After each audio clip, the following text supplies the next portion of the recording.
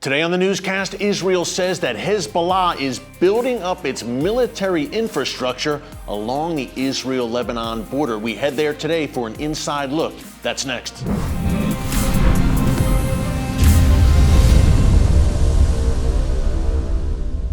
Hey folks, Erick Stakelbeck here. Welcome to the Watchman Newscast and welcome to TBN's New York City studio. I am here in NYC today filming a 1-hour special for TBN. More details on that coming up very soon. In the meantime, we've got a lot happening in the world's most volatile and strategic region, the Middle East, that we want to get into today. Before I do, I just want to encourage you to subscribe to the Watchman News channel right here on YouTube and click the notification bell so you get alerts every time a new video is posted. Folks, so much is happening right now in the Middle East and beyond that you don't want to miss a brand new Watchman Newscast update every single day here on YouTube. So be sure to subscribe. Okay, let's get into it. Before we head to the Israel-Lebanon border, a quick update on Iran. And folks, I have to say, very shocked that the UN's atomic watchdog, the IAEA, also known as the International Atomic Energy Agency, has condemned Iran. That's right, the UN actually taking a tough stance and condemning the Iranian regime for its continued deception with its nuclear program. Now, for years, we've documented here in the Watchman Newscast that the Iranian regime is denying UN and IAEA inspectors the opportunity to come into Iran and examine their nuclear sites. That's number one. Number two, Iran has secret nuclear facilities that it is not disclosing to the IAEA. So finally, the IAEA said, hey, enough is enough.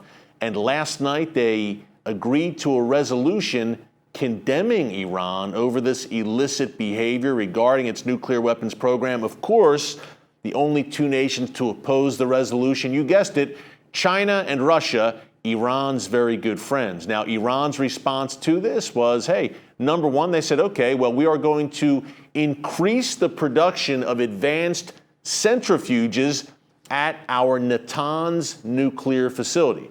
Now, if you watch the newscast on a regular basis, you know that Natanz is that underground and very important, pivotal really, nuclear facility for Iran's nuclear program.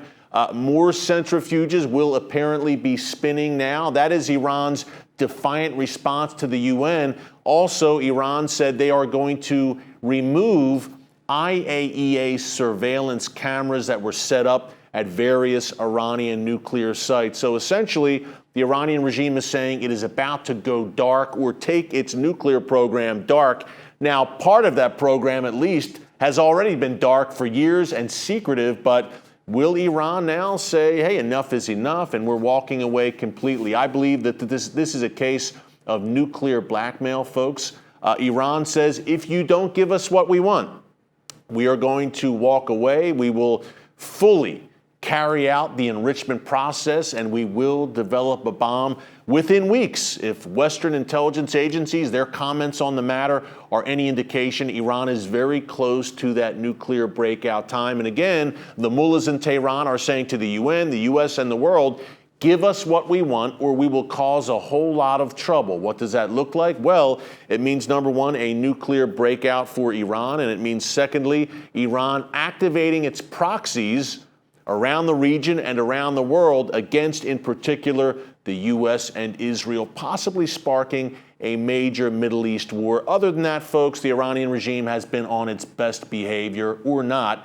Speaking of bad behavior and Iran, Iran's most lethal proxy, Hezbollah, according to the Israel Defense Forces, is conducting I guess you would say, a military buildup along the Israel-Lebanon border. And according to the IDF, Hezbollah is building up its infrastructure there. Now, I've been on that border many times. I can tell you that Hezbollah has used what can only be called watchtowers along that border under the guise of an environmental organization. Also, Hezbollah has dug tunnels. That's right.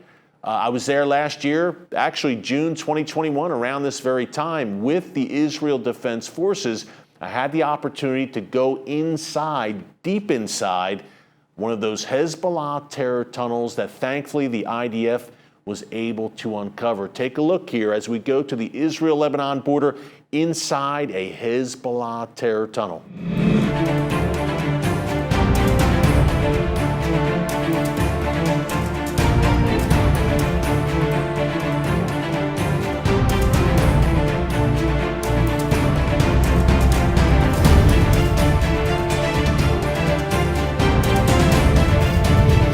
So Eric, welcome to a Hezbollah tunnel.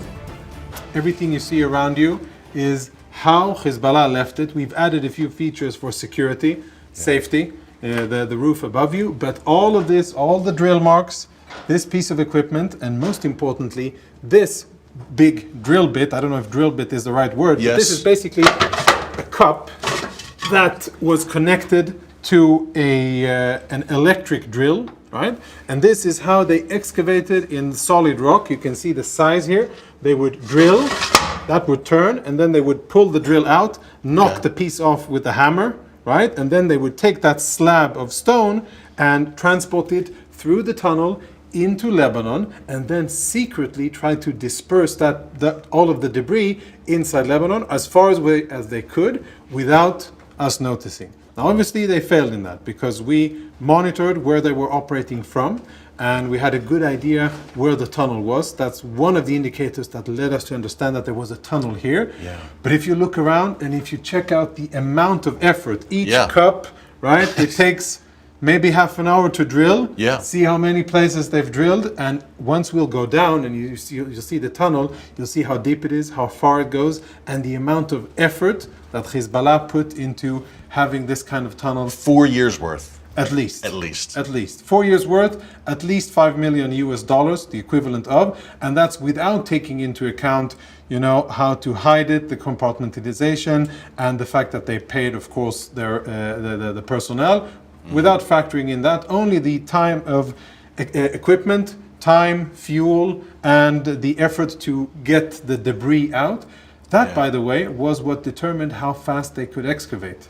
How fast they could excavate wasn't determined by the technical capability of the power tools. They could have done it much faster, but they were trying to be stealthy and clandestine. At the end of the day, that didn't work out, thankfully, and we were able to monitor what they were doing. And once we launched our operation, we did it fast, simultaneously in different directions, and we immediately engaged with all of the tunnels. This one, as I said, took a lot of time to find, but eventually we found it, and we basically rendered it useless. Yeah. Let's go down and have a look. You want to watch your head? You and I, we got to be careful here. Essentially, most of the time it's okay, but you got to be careful. It wasn't made for 6'3" or 7 feet men. Yes. You can see on the way, original Hezbollah infrastructure, the wiring is original. This is Hezbollah, electrical work. Electrical work, we've added, again, for safety, the LED lighting, which Hezbollah didn't have. But these steps that we're walking on, this is all Hezbollah crafted. This is a place where they did a turn. You see they went up this direction, excavated to the side so that they had room to pivot, and then chose a different direction. And very different from those Hamas tunnels, which we mentioned earlier, because this is rock and they are in sand, those Hamas tunnels? Yes, sand or sandstone, which is very weak, and that needs to be supported. Here, in solid rock, there's no such challenge, right? It supports itself. And the only challenge that they have is that they have to excavate, drill through it. Yes. Which is different. And but harder I think, for airstrikes, I guess. Too. And unfortunately, much better protected. Unfortunately. For them, For them, yes. So let's continue down. You see the ventilation system here, the air pipes. That's original Hezbollah. Now we have connected our fresh air supply. You can feel the air coming out here. Yeah. Yeah, that's fresh air that we're pumping from above ground and connecting into Hezbollah's pipe, so that now that we go down, you and I, we have a supply of oxygen, and the other gases are pumped out. A very intricate operation by Hezbollah here. Intricate, deliberate. They are pros. Well funded, and clearly they knew what they were doing here. Yeah. And the funding comes from, at least some of it? Well, the funding is partially Hezbollah's own generated money. Yes. And partially Iranian funds. Yes. Because this was a very secret and compartmentalized project. Mm-hmm. They were very careful about the sources of funding. This, by the way, is original Hezbollah lighting. The light here, the bulb. That's original infrastructure that they left behind. And now we're going to go down the last flight, another left turn, just like NASCAR. Yeah.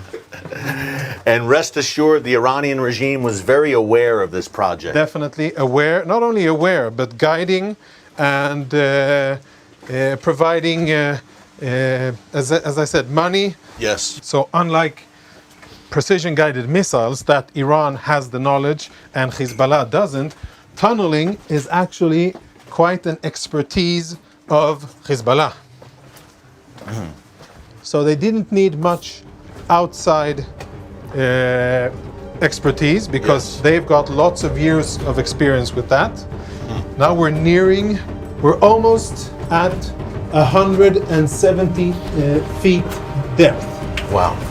Folks, that was an eye-opener, to say the least, to be inside, in the bowels of the earth, inside of a Hezbollah terror tunnel. Now, there were several of those tunnels uncovered. Who knows, when we talk about this military infrastructure buildup for Hezbollah along the border, does that include Hezbollah perhaps trying to dig more tunnels? We're not sure, but the Israel Defense Forces and a top general for the IDF in charge of that northern region said yesterday, hey, it's not happening. As Hezbollah builds up that military infrastructure, we will destroy it.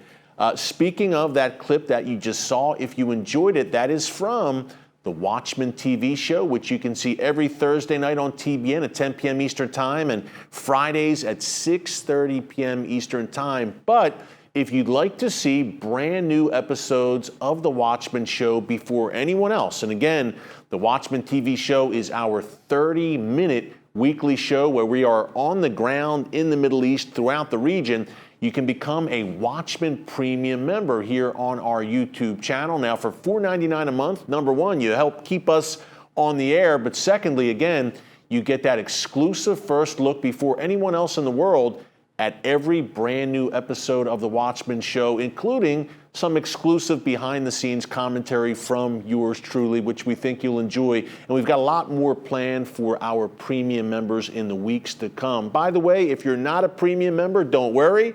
You can still watch the Watchman Newscast every single day right here on our YouTube channel. We just thought this would be kind of a cool offer for our watchmen and women on the wall who are with us here every single day. So check out that premium membership option.